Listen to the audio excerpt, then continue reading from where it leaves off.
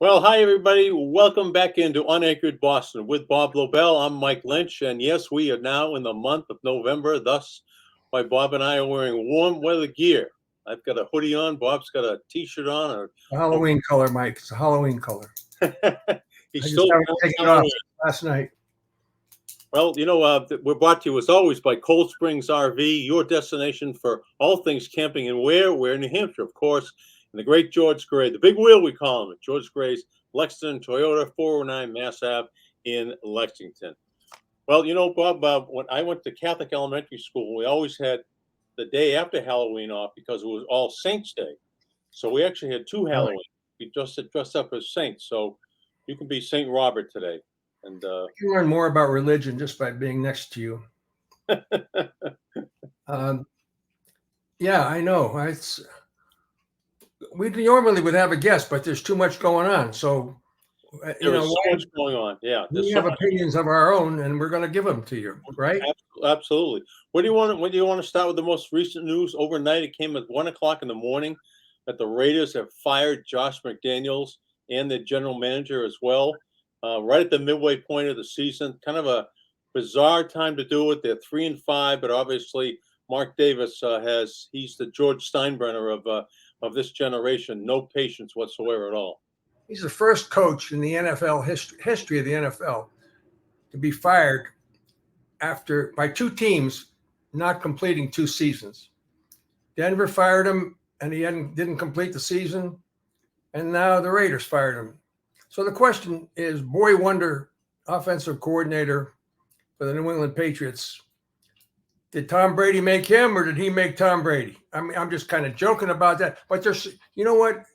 When I was thinking about Lynchy and all this stuff, that's number one, right? Josh McDaniels. We're going right back to that. Yep. And right back to the coaching tree of Bill Belichick. And the question is, number one, does Kraft bring in McDaniels? That's one question. Then you got to talk about Craig Breslow of the Red Sox. Apparently, the greatest general manager candidate that ever lived. Took him 4 weeks to get him, but he was the greatest candidate that ever was available, apparently, to all the press now that he's been hired. And Breslow's the new guy. He may be, but who knows? All right. It carries the blessing of Theo Epstein, which, of course, carries a lot of weight in this market. Does the World Series matter to anybody? That's another thing. The Bruins and Celtics are undefeated. Does anybody care at this point? Charlie McAvoy's been suspended for 4 games. Was the hit illegal? And then the whole NFL thing. So how do you cover all this? You're doing a sportscast on Channel 5 every night. How do you cover this shit? It's the old thing. How do you put? You got a size 8 shoe, and you got size 12 or 13 worth of stuff to put in there. And how do you compact it all and put it into a 3-minute sportscast? Absolutely impossible. That's why we have UnAnchored Boston, because we have the breathing room to discuss and digest fully. Right. And we can say words that we can't say on Channel 5 or Channel 4. That's right. Yeah, like I just did. We can say all those words now. Sorry, Mom, if we've offended you. I don't think Mom's going to be offended at all, because I think she's heard it many times from her son. Don't you find out that most TV people swear more off TV than other people because they could not do it on TV, that they make up for it after they get off the set? I was thinking about this the other day because I just saw somebody on YouTube that used the F word describing a great punt return. And I was thinking how lucky we were in our careers to have never uttered that word on live television. I mean, right. We never tape anything. Everything's live. There's no backspace button. There's no delete button. And if it happens, it might cost you your job if you ever did it. Might. I think it would be elevated past might to immediately. Don't bother coming back tomorrow without an explicit apology to your audience. But the most ironically, in my way of thinking, I didn't create the word. I'd like to know how it was created and how the middle finger was created.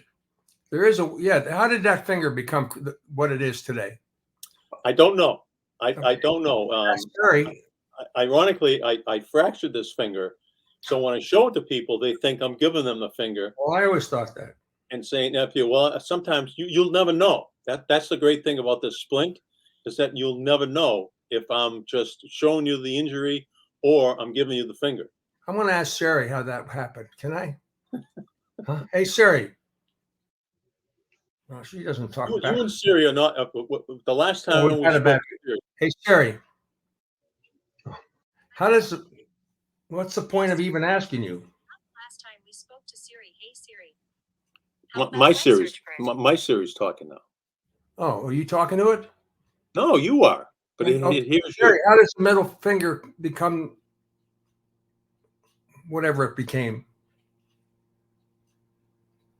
Okay. Oh, this is. I found this on the web for Hey Siri Siri. I'm not the last time we spoke to Siri. Hey Siri. Check it out. Oh, check it out yourself. Oh, forget it. You don't have a good relationship with Siri. Sorry. All right, let's get back to Josh McDaniel. Will Kraft bring him in here? If he does, what is his role, and what would happen to the current offensive coordinator, play caller? I would say that Mr. Kraft would be more than irresponsible if he brought anybody in here with any Belichick connections right now. Why would he bring somebody back with Belichick connections when Belichick, he himself, is on the verge of being tossed out the door one way or the other? Why would anybody with a Belichick connection be brought in here by Robert Kraft? Okay, that's one possible take. And I'll stick with that one until you can convince me otherwise. I can't see him shoving John. Now, if this was last year with Matt Patricia and John Judge, I went to college with John Judge, with Coach Judge, I could see it. But you got a guy you brought in from Alabama to run your offense this year. Why would you even remotely consider bringing this guy back unless you're trying to play keep away from the other 31 teams? No, I don't think that's. I don't think his reputation is. It'll be the same thing as with Brady. People will now say, "Well, Brady made Josh McDaniel. Brady made Belichick. Belichick didn't make Brady.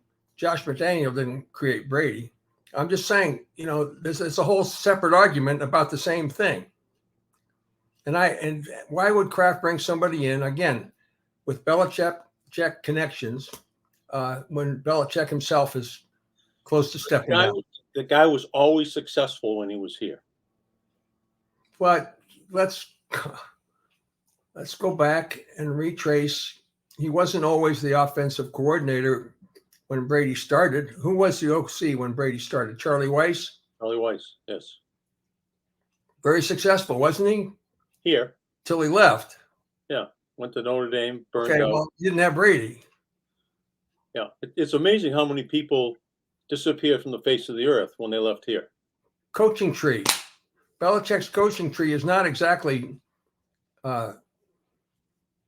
flourishing in the oasis. You got Romeo Cornell, Joe Judge, Matt Patricia, Charlie Weiss, Josh McDaniels. I'll give you. I don't have the names in front of me, but I'll give you the combined record of this coaching tree, and that's 217 wins and 316 losses. Wow. That's the combined record of that coaching tree. I'm just, Eric Mangini. Eric Mangini. That's Sari calling you back now with the answer? No, that's my wife calling me, asking me what I want for lunch. Okay. I'll make it 2, whatever it is. You want the same thing I want? Or like a meatball sub or something like that? Perfect. Okay. All right. Eric Mangini. The list goes on and on and on. And have we learned once and for all that there are some coaches who are better off being lieutenants than they are being generals? We go all the way back to a guy like Ron Earhart, Rod Rust, so many guys that have left that were great coordinators here, thought of very highly at the top of their profession, but just weren't head coaches. It happens all the time. Maybe it's just more difficult to be a head coach. Maybe you have too many things going, let alone be a head coach and general manager. It's an impossible job. Yep. I mean, last week was the first time I ever heard Belichick back down and say, well, we got players. You think I know all the players from other teams? You think I know all the draft picks? You think I know all the college scouting guys? You think I know all this stuff? No, we have a large array of people that control it. I really never heard him speak to the depth of the staff that runs the operation. It was always him. Well, and another thing with Belichick, how about the back to the, edgy guy in his post-game press conference the week before when they won against Buffalo? He was a comedian, asking for softball questions, talking about 5-irons, shanking off to the right. He was actually humorous. And then here he was back to his usual self on Sunday, and it was painful to watch down in Miami. Really painful to watch. I am embarrassed to say I missed it. I know it was on. I was trying to go to it, but I was watching the other game that was on, and I said, I'll just time this out. Pass up the usual Mac Jones, same thing. I'll try harder. I got to work harder. I got to do better. I got to play better.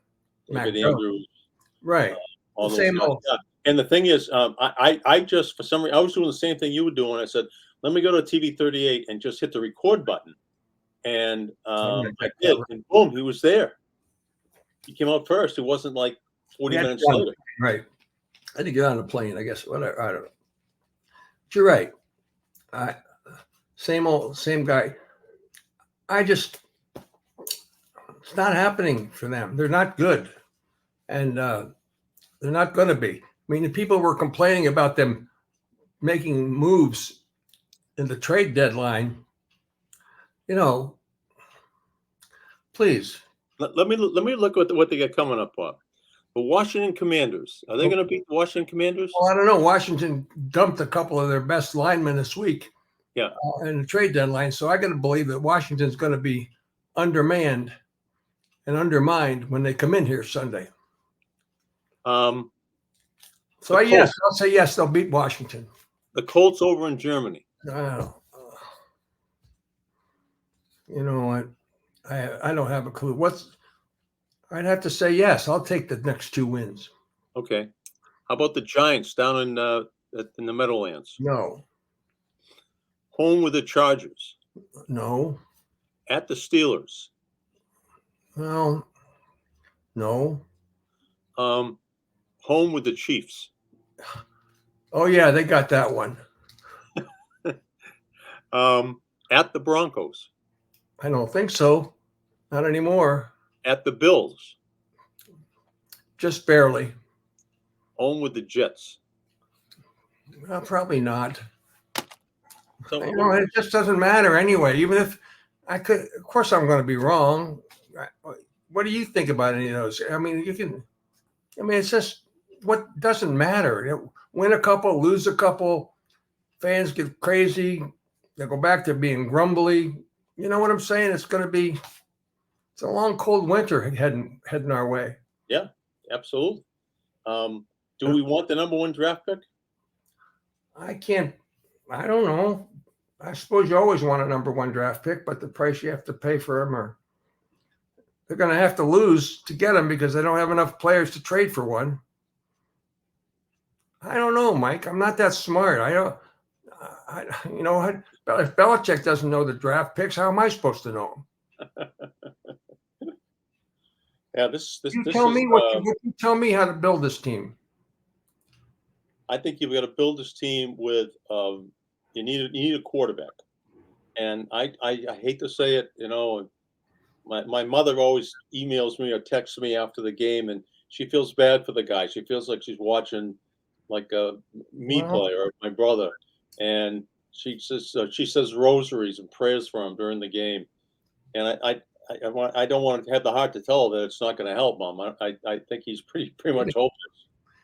You can tell her. She may not believe you, but you can tell her. She'll think her son is lying to her. But you know what? He's used to it, Mrs. Lynch. He's really used to it.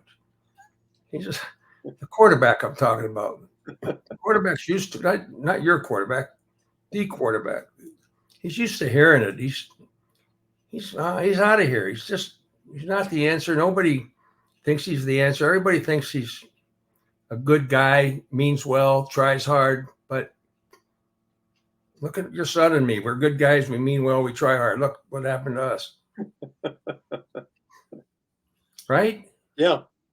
So let me ask you this: if they continue to lose, will you watch them every Sunday, and will you watch the fifth quarter? Yeah, I will. Yeah, I Yeah. think it's I will I too. think the drama. Yeah. There's always an unending drama between Robert and Mac and Bill and soon Jonathan. It's it's so many other things going on in the world that this is such a distraction compared to real life that maybe we just ought to try to realize that's the beauty of this, that it is such a great distraction from what's really going on in the world, and that we ought to appreciate it for what it actually is, a distraction. I mean, don't lose your money gambling. Don't go crazy. If you have a problem, the number's always on the screen, no matter what they tell you. Just look at it as a distraction from your life, which right now seems to be miserable for just about everybody. You know what I'm not happy about this week? What? Maybe the marquee matchup of the year, the Chiefs and the Dolphins, and they're going to play at 9:30 Sunday morning in Germany, of all places. Well, we'll be in church, so it's an hour and a half. So yeah, when we get out of church, it'll be halftime. I mean, I got to think. I know Germany was a big. Robert Kraft was pushing Germany big, and I mean, if I'm a West Coast fan, and I'm watching, I want to watch. This is the best matchup in the AFC this year. All right. It should be a 4:25 game on CBS, and perfect Sunday afternoon, daylight saving, the first night of daylight savings, sitting on the couch, fireplace going, watching the game, and instead, we got to make a decision: church or the game. Or golf, church or the game. I don't like it. And then the next week, the Patriots are playing there. So 2 weeks in a row, you got to give up. You got to make a decision: church, golf, or football. Now, do you take that into confessional when you go in and say, "I watched the game"? Yes. Yeah. Bless me, Father, for I have sinned. Right. I really have sinned. I spent time watching the Patriots. I don't like this thing is really bugging the crap out of me. These 2 Sundays in but Mike, it's good. It's good. It's a good distraction. It's good that these things are taking up your time. Well, I don't want my day to be over at 1 o'clock. No, it doesn't have to be, Mike. No, it could be. It doesn't have to be. It's be over for Josh McDaniel. So, well, here's the other thing about Brady. Now, and I would bring. He always comes into every conversation. He's going to be a part owner, or maybe a part owner of Las Vegas. So, does he come back to that? What is his relationship with Josh McDaniels? Now, what is his influence with Davis? None. Right now, none. And Garofalo's bench this Sunday. They took Garofalo out of the starting lineup. Yep. Maybe that's a Brady influence. He wants no part of Garofalo. Maybe they want Garofalo here, huh? Maybe they want Brady to be activated for Sunday. Maybe that's the price of ownership. You want a piece of the action? Get a uniform. Oh, what else in the NFL? Anything else in the NFL bugging you, or? Oh no, I'm just. Mike Lombardi was another one. That's another. He was the offensive coordinator for Josh McDaniels, and he's got connections here. Yeah, with Belichick. Yes. Okay. What else? We talked about the coaching tree. Anything else with the National Football League? Well, who's the best team in the NFL right now? Baltimore? Kansas City, San Francisco, Miami, Buffalo? I think right now it's Miami. You do, huh? Even though they lost to the Eagles. The Eagles just, I don't know. I know defense wins championships. Oh, no, you stupid boy. What's wrong with that? Put your name. I'm right now. I'm all in on the Dolphins. I love their offense. I love those two wide receivers. I don't know what the Patriots cornerback was doing, running across the field and double teaming the other wideout. You know what? He was hiding his guns because he heard they were in the suitcase when they coming through the airport. It's Jack Jones, number 13. Unbelievable. Mark He, Mann. he ran the width of the field and went from one receiver and said, "You go ahead. Good luck to you." And the guy goes right down the middle and catches a touchdown pass that he could have thrown underhanded. He was so wide open. I can't take it out of my mind. I can't get him out of my mind when I see him on the field. I can't either. And he brought those two guns to the airport at Logan with ammunition. I think the Suffolk Get County. out of my mind that I just think, how can that happen? Here's what bothers me. Bill Belichick and the Patriot players have to come out and face the music after every single game. Why did you do this? Why did you do that? Why didn't you go for it in fourth? Why did you throw the ball on third down? Yet the Suffolk County District Attorney that drops all the charges against the guy doesn't have to stand in front of any 15 or 20 press people and answer questions why he dropped the charges for a guy that brought two loaded guns to a checkpoint. I suppose you'll have to answer the question at the ballot box the next time they're elected. That's a good point, though. You make a very good point. Yeah, it bugs the living crap out of me, you know. And why aren't judges put up the same way? Why don't they have to stand up and answer questions like a head coach does? And what the head coach is answering means nothing in the real world. Nothing. I would say this about Miami. Go ahead. I just think their offense is predicated on two things: his great passing and his really timely running. He is the quintessential quarterback until he gets hurt. Yes. Every time he takes off, you worry about him because of the concussion. Right. Yeah. And against the Patriots, he looked like, Bart Starr or what, But I think they're too big play oriented, as opposed to Kansas City, which has Mahomes and Kelsey, which are smaller play oriented. Mahomes can run and pass and really create some things. But you understand what I'm saying? It's a smaller field they're working with as opposed to Miami's larger field.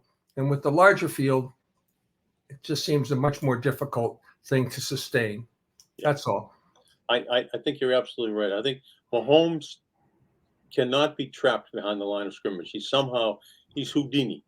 He gets out and he can run. He runs like a 4.3 40, I agree. I think Philadelphia right now is the team that's, is locked in right now. Pretty good, huh? Yeah, I think so right now. Yeah. But as Romo said, NFL, not for long. Right. It could happen. Things could change around next week. There are some things we do know, that the Patriots will not be part of the first top 5. They will not be. You know what? And it's like the trading deadline. What are you going to trade for? What are you going to give up to get something? I know. What do you got? What do you have to give? I know. We're talking about this trading deadline like it's a baseball trading deadline. We're one relief pitcher or one right-handed slugger away from, running the table. We'll get to baseball in a few moments. You got to answer the question today, Bob, after you read the spot. Oh yeah, I should do that. Cold Springs RV. I'm gonna have to ask you the question. I'm gonna want to do the spot right now. I am. I'm just gonna get it here just for a second because it's latest. Because we had this October deal going on, but it's clearly not October anymore. So I have to figure out what we're going to do at Cold Springs RV for today. So what do you suggest? You're going to read it, and I'm going to ask you a question. Okay, that's pretty good. Why don't I think of that? Here it is. Harvard 6-1, by the way. What? Harvard? Yeah. What, their hockey team? No, the football team, 6-1. Oh. And what does that mean for their postseason chances? The Ivy League is not allowed to participate in the postseason. What's an academic problem for them? They can do in every other sport except football. Why? The presidents don't want them going. I think they think that they are getting in with scholarship teams, but they're doing it in basketball. They're doing it in hockey. You mean they might lose? Yeah. They're risking their reputation? I don't know. Read the spot. Harvard's more than a reputation, isn't it? Yeah. I thought so. All right, here's the deal on Cold Springs RV, okay? Yeah. You can take advantage, campers, of the end of season savings at Cold Springs RV. You can also get a great deal on new 2024 models, new ones that are now in stock. So go check out the latest in pop-ups and travel trailers, fifth wheelers, and motorhomes, and all about winter storage as well. We might go up there for our winter storage. Instead of going to Florida, we might go into Ware, New Hampshire. We've stored for the winter, packed away with antifreeze. Protect your RV with winterizing at their Pro RV Service Center.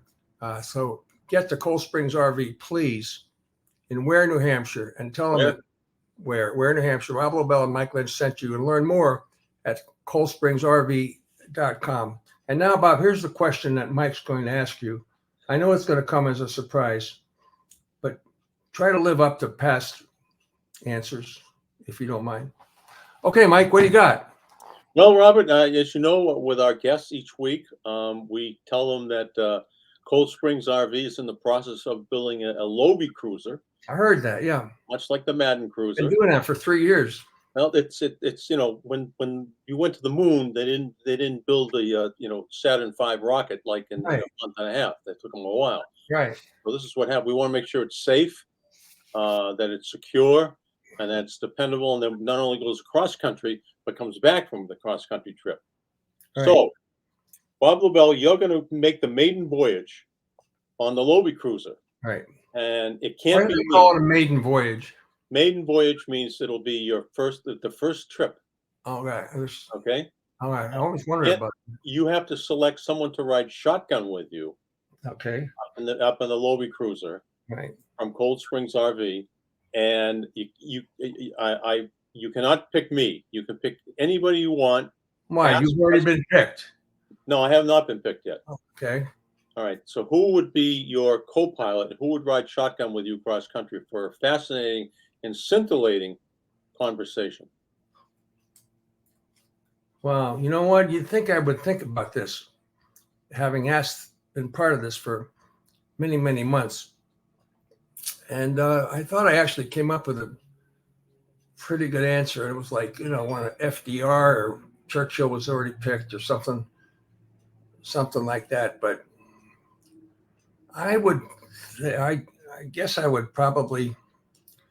Oh, come on, Lobie, you don't have to choke in this moment. Can I think about it, Mike, and get back to you later? Well, I don't let our other guests do that. What? Well, I don't care. I'm a host, not a guest at the moment. I'm asking you if I can get back to you later. I'll get back to you on the before the end of the show. Okay. Let me ask the studio audience. Oh, both of them are not. Both of them stepped out for coffee. Let me just get back to you. Okay. All right. Give me 10 minutes. Go ahead. Let's talk about something else. This show or this year? I said I'll get back to you later in this show. Oh, in this show. Okay. It may happen in the next 10 minutes. Okay. All right. Okay. Ted Williams. All right. He's already been chosen, but. Okay. Then forget it. He's with somebody else. All right. I'll come. All right. I think Fred Lynn chose him. Okay. Oh, okay. Maybe we did. All right. Come on. Let's go to the next one. Okay. All right.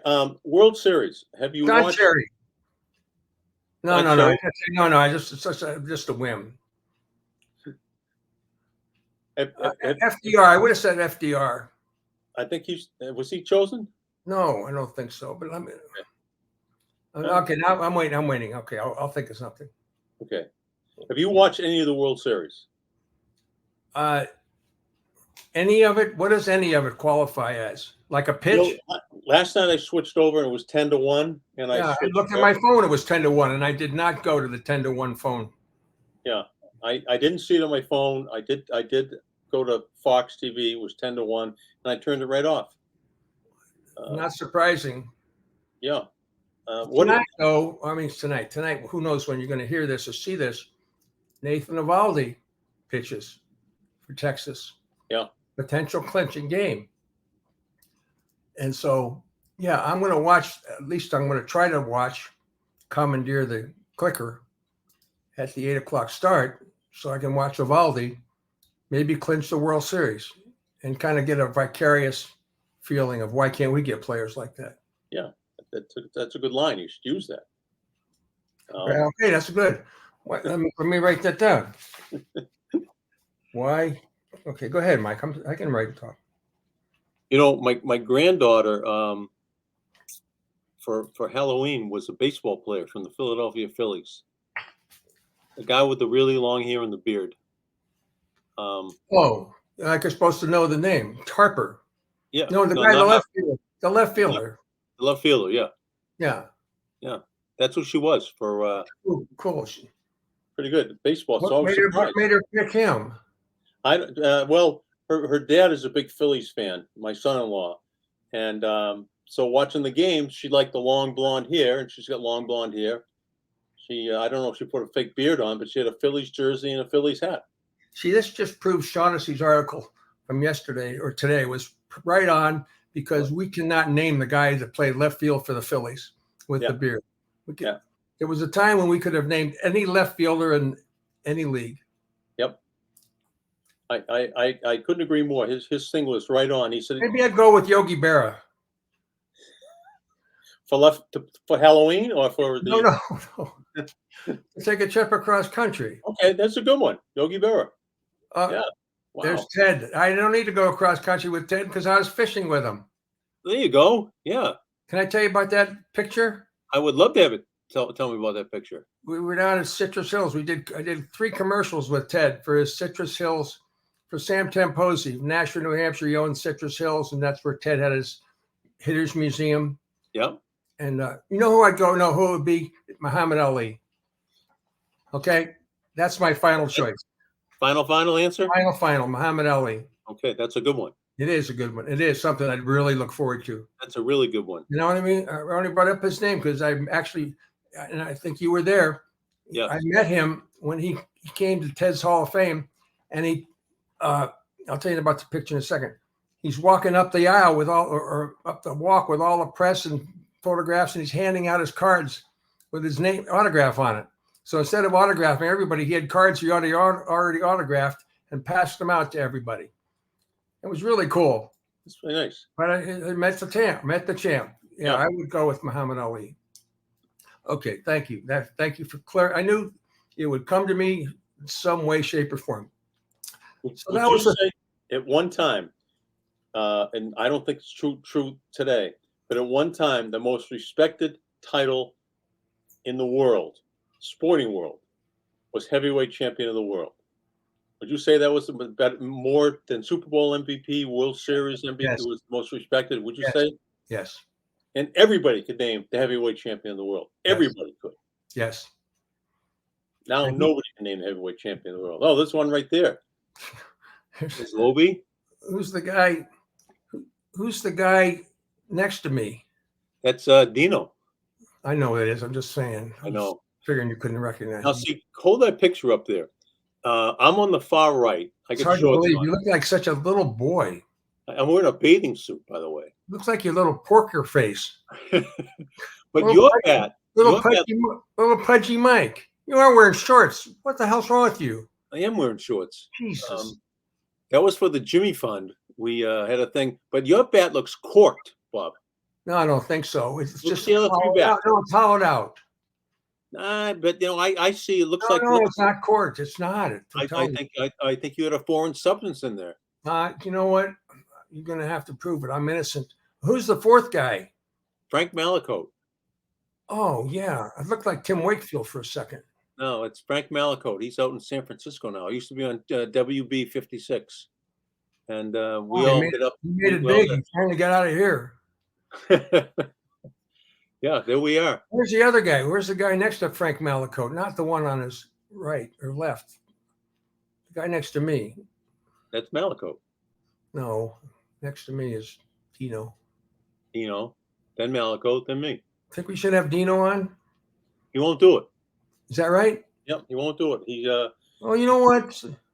Don't tell me that right here in front of everybody, because you know what I'm going to say right now.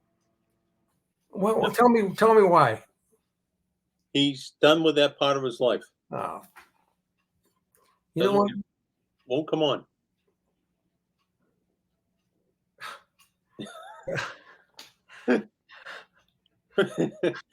Would you be welcoming to him? Would you have open arms? I would love to have a chance, the three of us to talk. There we are. Here we are playing. He Playing won't golf. come on, huh? Dino still got his game face on. You know, it look. Oh, yeah. He said, "I got the scoop, and you don't." He's a journalist, Bob. He's a journalist. Journalist. He won't come on, huh? Really? Can I tell you the things that are going through my mind right now? Sure, go ahead. No, I can't. You can't? No, I can't go down that road. I was about to remember we were going to say that F bomb. My mother might be watching. Right. The most popular word in the English language, and we can't use it. Yeah, I'd say everybody uses that word. It's unbelievable. Everybody knows to me, this is a comedy routine. Going through the most popular word in the English language that can't. It's a George Carlin 7 words you can't say.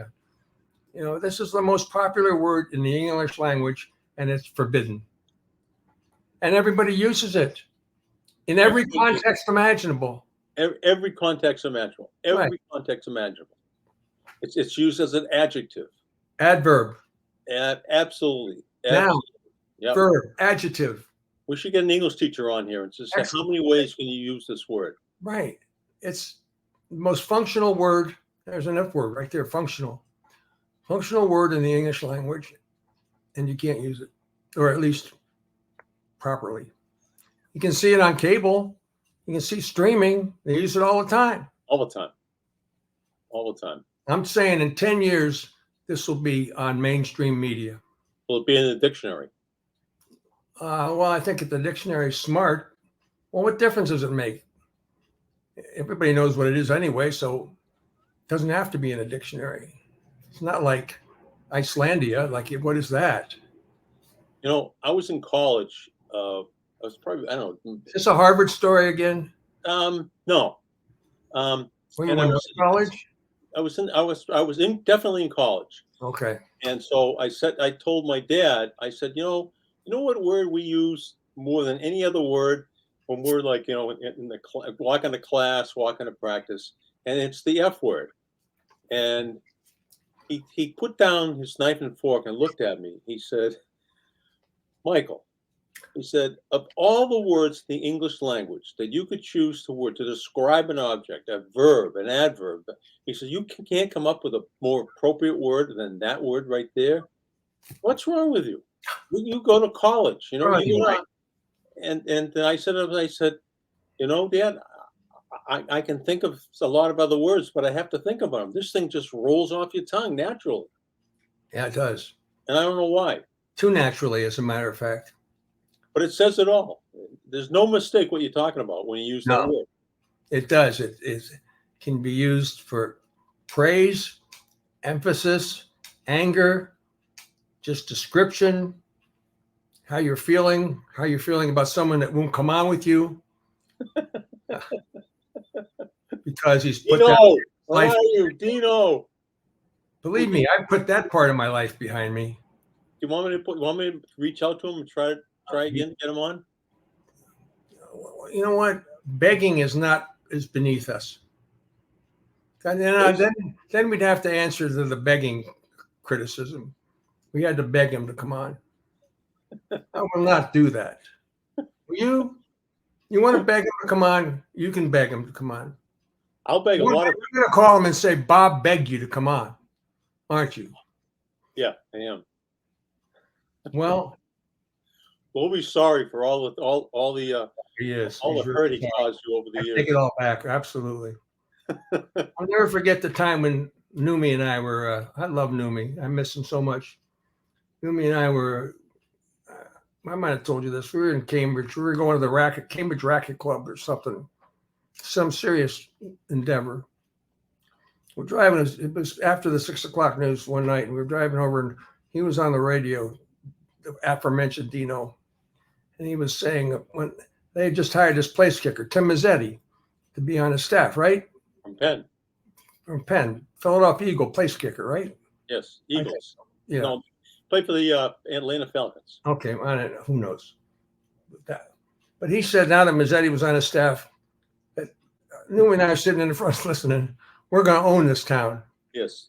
I told you this, right? He said, Tim, now that you're here, we're going to own this town. And Numi and I looked at each other, could not believe it. I'm just saying, that speaks right to the heart of the matter. Now, Dino was pretty smart. He got off the TV and got on the radio where he could say anything, do anything, get himself into big trouble and make a lot of money doing it. And then go to Florida and leave this life behind. I get it. Fine. Good for him. But I'm just saying. How'd that work out for them, owning this town? I'm just saying, right. How'd that work out? Good one. They said that when they got Zipper Zeppa. They said that when they got Jim Kelly. They said that when they got everybody that came in there was going to turn that thing around, and nobody turned it around. Nobody did. Well, anyway, those were the days, my friend. Those were the days. All right, okay, let me go right back to this Ted Williams picture. We're filming his 3 commercials for Citrus Hills, and that one was on fishing. We did tennis, we did golf. And during the golf tournament, he gave me the best sentence of swear words I've ever heard in my life. 5 swear words packed together in one sentence, which I could not even possibly think about airing here. 5 words that are unparalleled in the spoken English language that Ted Williams was able to put together after he hit a golf shot. He had one golf shot that was really good. And he said, that's the Teddy ball game. I know.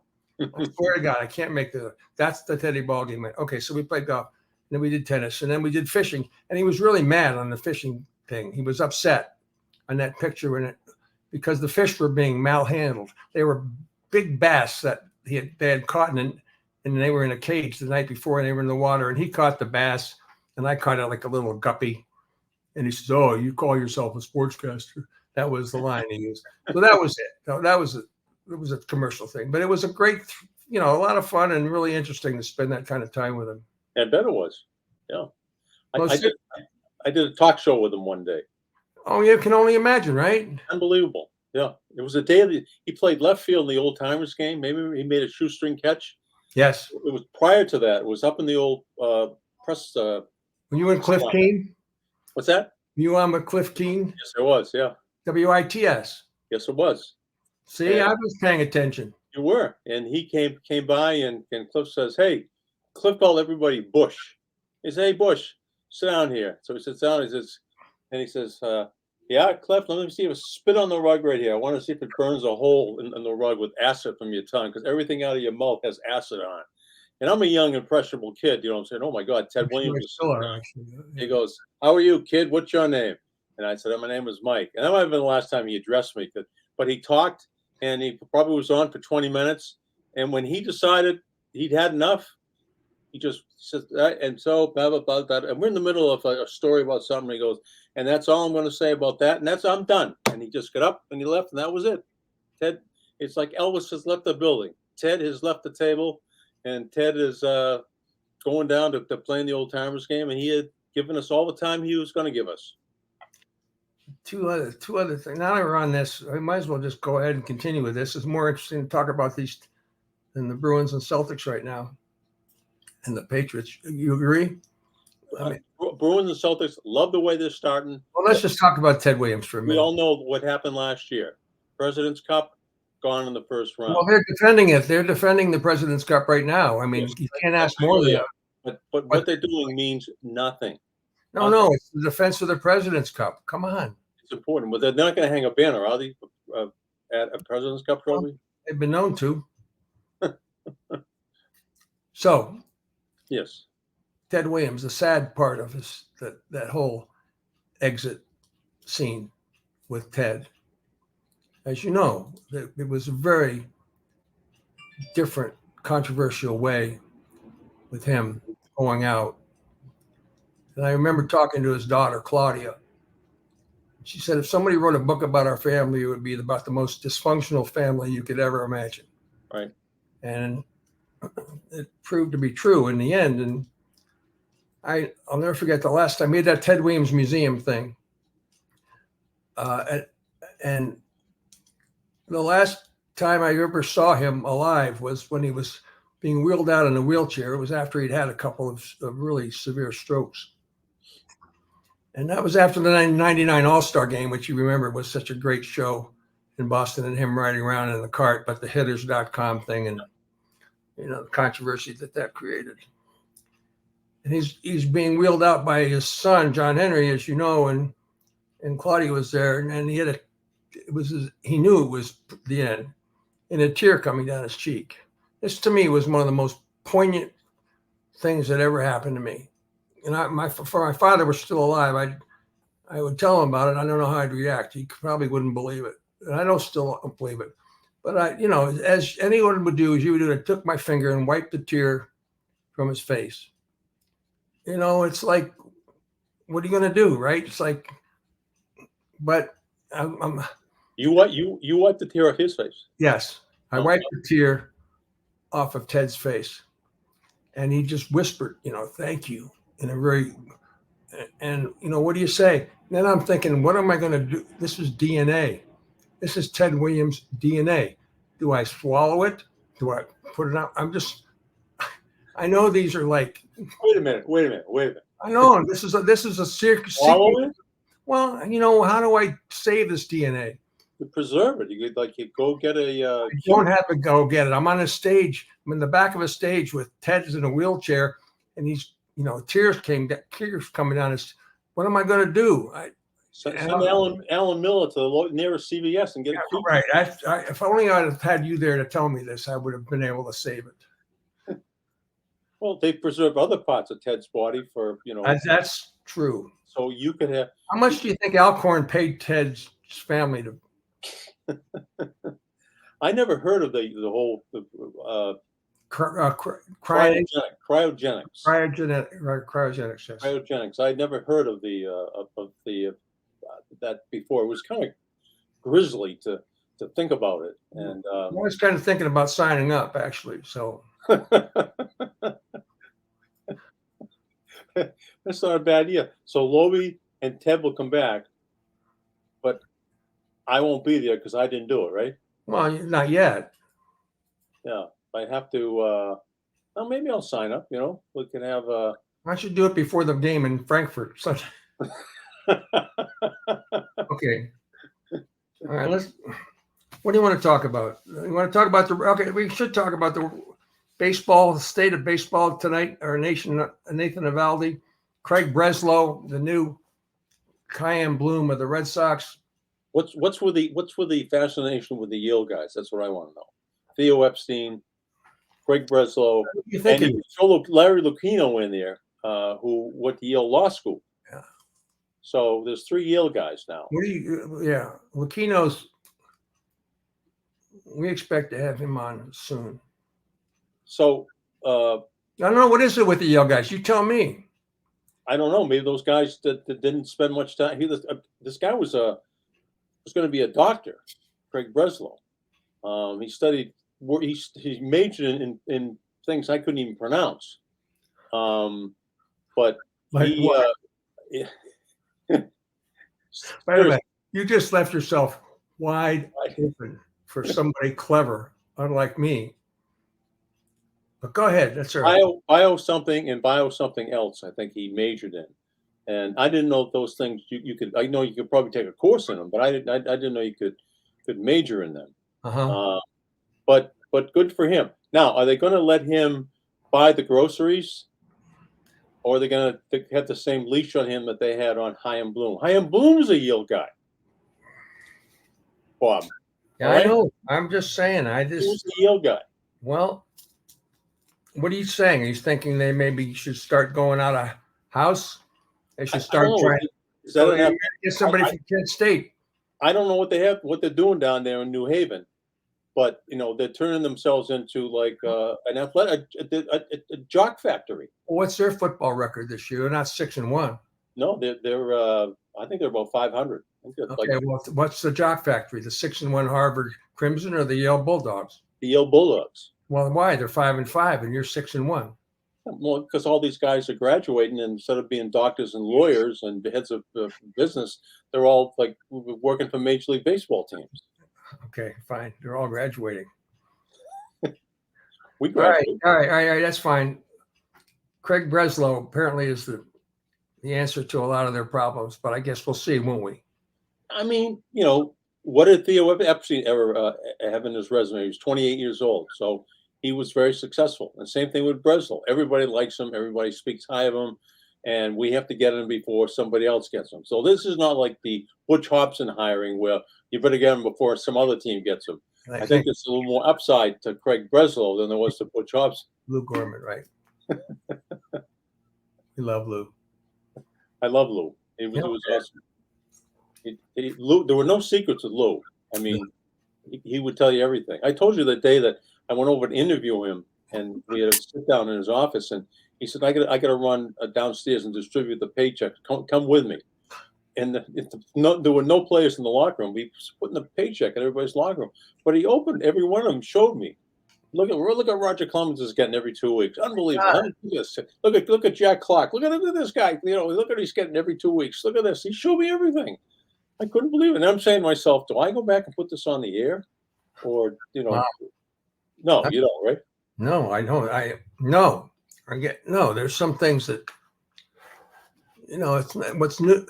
That's an interesting question, but it's not like because you were given, he was sharing it with you, doesn't mean it was news, right? Would Dino go back and report it? Well, he reported that who's coming here from Minnesota? Kirby Puckett. Kirby Puckett was coming. Right. Well, we've all made those mistakes, haven't we? I don't think so. No, maybe not. I don't think so. No. I'm trying to. I made a few, but I made a few. I can't remember what they were, but probably. I remember when somebody called me from the Celtics were play. Where did? No, where were they playing? Practicing at Hellenic. No, the other one. Later. They were Brandeis. Brandeis. They called me from Brandeis in the gym, and said, there's a Celtic player down. Oh. And no, it's just a random call. I pick up the phone. Hi, WBZ Sports. And the guy says, I got to talk to somebody. Lobel and Mike. There's a player down. It's Reggie Lewis. And you don't know whether to believe him or not. Right. And you don't know whether to say, but he sounded pretty sincere. But they all do. They just get actors. Sometimes there's probably a lot more of that now than there ever has been. But sure enough, you just can't be sure. You had to check everything. Did you ever did you ever fall for something hook, line, and sinker and really regret it? Doing this show was one of them. Yeah. It would be a success. But the temptation was because the competition was so great to get a scoop. And the scoops happened on the 6 o'clock news or the 11 o'clock news. And you would hold your breath till 5:59 and you couldn't wait. And you would say, you'd have somebody watching Channel 4, Channel 7. They say anything? They say anything? They got it? They got it? And it was, I mean, what was the scoop you ever had? You remember? Best scoop I ever had? I think one was when Doug Flutie got signed by the Washington Generals. All the teams were practicing in Orlando, and they were at this Holiday Inn. All the teams in the USFL were down there. And when Trump had signed Doug Flutie to be his quarterback, but they had already signed Brian Sipe from the Cleveland Browns, and he was a big get for the USFL. So Flutie was the backup quarterback. So I was there. The Dowling was working for you at Channel 4. Gary Gillis was working for Channel 7. And they taped their 6 o'clock report and went to Bennigan's to eat. And I'm sitting on a couch waiting for Doug Flutie to come down. And here comes Dave Lapham, who was still the radio voice of the Cincinnati Bengals.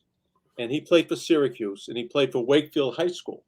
and we were a year apart in high school, and we were kind of friends. He said, "Hey, did you hear what just happened?" I said, "No." He says, "Brian Sipe just got traded. He's get traded to the Jacksonville Sharks." And I said, "I'm going on with Doug Flutie in like 5 minutes. He's coming down the stairs." He goes, "Is it true?" He goes, "Yeah, he's my roommate. I helped him load up the truck. I just put his bike in the truck, said goodbye to him, and he's gone." So Doug Flutie is, and all of a sudden Flutie walks around the corner, and Lappin says, "All right, I'll see you later." So Flutie sits down with me, and then I'm talking to people back at the station. I said, "Come to me right away. Come to me right away. Just come to me right away." And so Flutie's there, and I said, "I got a big story for you." He goes, "What is it?" I said, "Well, I'll tell you, but you're going to be surprised." And bang, they came to me, and I said, "All right, we got the breaking news right here. This has all happened in the last 30 seconds to 1 minute. Um, Doug Flutie, as we know, is here, second string quarterback. Doug, you are now the first string quarterback. Brian Sipe has just been traded to the Jacksonville Sharks. What your reaction?" He goes, "What? What? Wow. Really?" Yeah, I said, "Yeah. Well, the guy just told me it's happening. It's real. You're the quarterback." And he said, "Holy smokes. Wow." And Flutie never swore. So he didn't, but most guys would say, "What the F? Are you kidding me?" And then, just bang their forehead. There you go. So now I finish, and I'm feeling guilty about Dowling and Gary. I know they're not coming back. Now the Jets call a press conference for 8 o'clock. Walt Michaels was the coach, not the Jets, the Generals of the USFL. And this is big. This is February. The Super Bowl's over. This is big news. And I called Bennigan's, and I had Dowling and Gary Gillis Page. And they're going, "Yeah, hey, when are you coming down here? We ordered a burger for you. It's sitting there. It's getting cold." I said, "Well, pack it up, and you guys better get back here too, because it's a big press conference in about 45 minutes. You're going to want to be here for this." And I could have, but I went to school with Gary. Mike was, a guy and I felt like if I didn't say anything, I really would have been the jerk of jerks. I got my scoop, and and the story and the scoop was going to get bigger and bigger as every practice Flutie had, every game Flutie had, playing for the Generals. But that was up there with one of the big ones, and that's crazy how it happens. Dave Lapham, I played, Right. I played the Guinness game with his brother, who went to Syracuse. David and I played basketball against each other, and just he happened to be walking through the lobby, and as you know, that's how half these things happen, right? Absolutely. Much more by accident than anything else. But No question.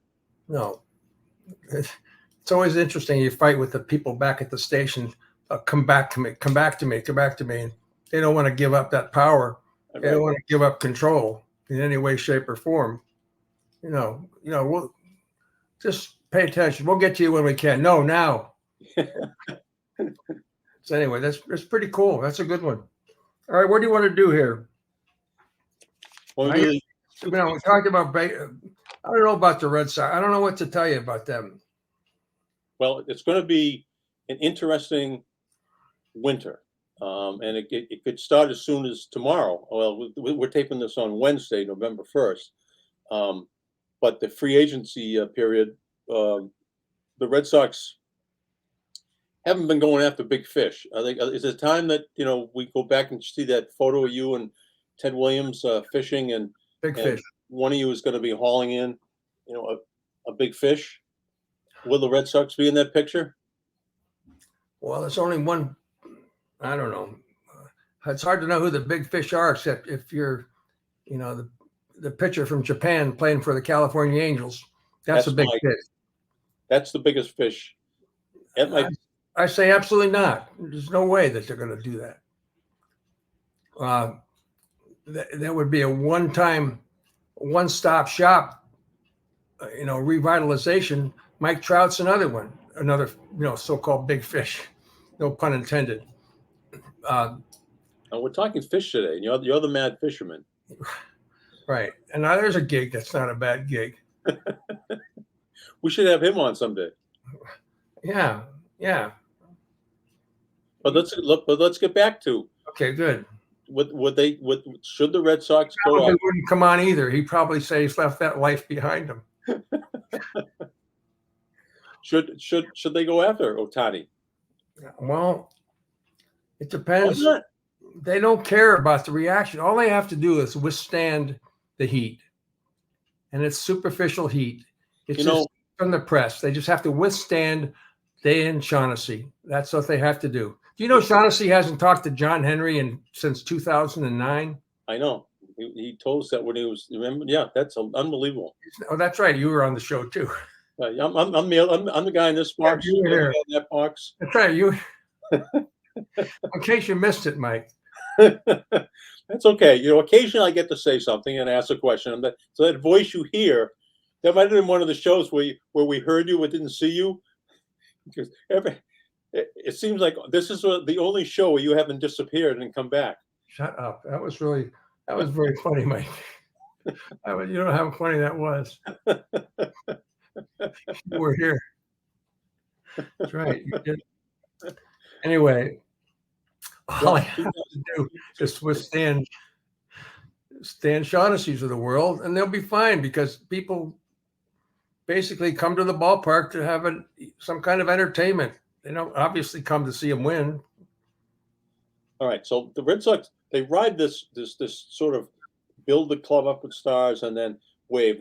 They went through the Manny Ramirez, Pedro Martinez, and then they had this little dip, and they said we're going to make a splash, and all of a sudden we had Pablo Sandoval, we had Kyle Crawford, we had somebody else. Then we're not going to spend money on those guys, and we'll let John Lester go. I think now they're ready for another surge in getting, because their ratings are down, they're not selling out games, and I know it doesn't matter anymore to John Henry and those guys because the Fenway Sports Group again was in the news yesterday. They've made another acquisition, and what was that? I can't remember what it was. PGA thing. Well, they did an LPGA thing. That's what it was. Yeah, LPGA. They Team Golf. They acquired the Boston franchise. That's what it was. Yeah, right. I mean, I thought it was in the LPGA though. No, that I think that was a separate announcement by the LPGA. This is not a live thing, right? No. It's just they're going to have a Team Golf, a women's event, and it's going to be down in Norton, TPC. Well, that's not the LPGA. It is the LPGA, yeah. But there's a different thing. There's a thing called Team Golf. Oh, okay. That's what the Fenway Sports Group is after. I thought they were after an NBA franchise too. That is coming. I think that probably will coincide right around the same time that LeBron retires. And right, he's part of the group. Yeah, he is part of the group. See, this is the thing. I think you've answered your own question about are they going to be on the rise? It's such a small part of their operation now.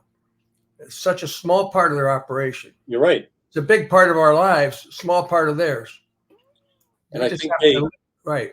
They made the splash. They got credibility with what they did with Fenway, building it up, the infrastructure, and then so the team became a crown jewel, and the team became a magnet for other business opportunities for Liverpool, for Roush Fenway Racing.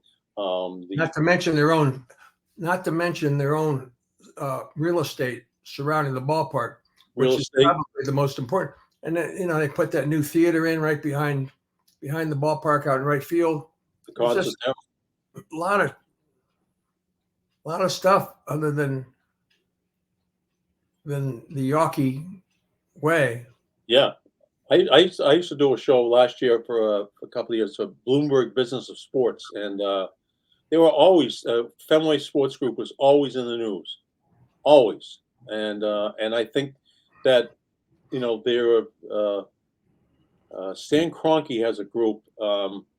It's Kroenke Sports is big, but Fenway Sports I think wants to be the biggest sports conglomerate on the planet. I think that's their goal. I agree. I think they're now number 4 in the world. Yep. I think they want to be numero uno. The president of Fenway Sports is Swampscott High graduate, Mark Lev.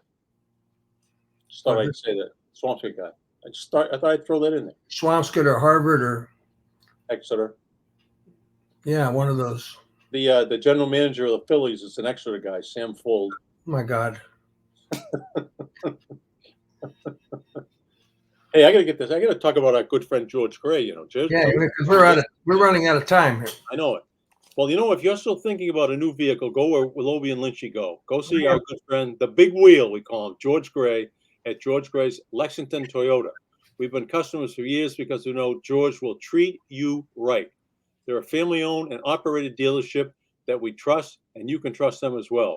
Go see the great George Gray at Lexington Toyota, 409 Mass Ave in Lexington. Saw George the other night at China Sky in Winchester. He was sitting there with his beautiful wife, Mary. And, he was getting ready to chomp some good Chinese food over there. He's a great guy. What's your new car? What is the new car? The new Grand Highlander. Grand Highlander. Nice. Yeah. Book me a red one, George. All right. I got a white Toyota RAV4. George. My daughter has a black RAV4. My sister has a gray RAV4. Who else? My mother has a Camry. All from George Gray. And he's done right by our family, and he'll do right by yours. Wow. What do you think, Lovey? But you do remember me when you look over in the box over here, because we didn't have another guest. So I was the guy I was that voice with Shaughnessy that day. You were here when Shaughnessy made that statement. You did good. Let's see, if we had a guest today, they wouldn't have had any time. No time at all. None. No time at all. Have you hit the panic button for the Patriots yet? Oh, that was a long time ago. Okay. All right. So that's all done. I don't even, it's just a matter of sad, really. I watch them. It's different. It's different now. You have to readjust. But just remember, it's a diversion. This is entertainment. Trying to keep things in perspective. It's all entertainment. Right. You don't have to get angry. You don't have to get crazy. You don't have to yell and swear at people, and you can have fun. Right? This season is the best thing that's happened to talk radio. You remember with talk radio, when things were going good, the phones wouldn't light up as much. Oh no! If we were on talk radio now, see, you're frozen. I haven't been frozen at all, and all of a sudden you're frozen. Well, this is not right. If you're going to stay that way, I'm going to have to sign off the show. It's almost like we planned this. Well, I didn't plan it. I think Dino was after me and hit the wrong button. That's why he doesn't want to come on. All right. Well, thanks for being with us, Mike. Unfreeze yourself by the time we get together next week, because that'll be a very uncomfortable position to be in. No, I'm not answering the phone, Mike. I'll see you later. Thanks for being with us, everybody.